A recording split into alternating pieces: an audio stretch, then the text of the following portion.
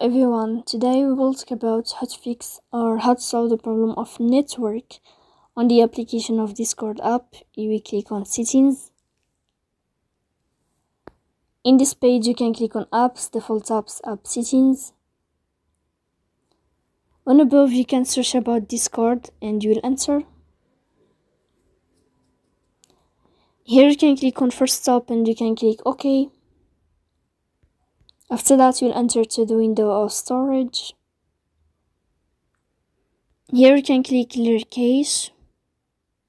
Don't click clear data because that can cause you errors that can delete your account. In the end, you can turn off your phone and you can wait a moment to turn on your phone again. So please don't forget to support us by like and subscribe. See you next time in another video. And thank you for your attention and your watching.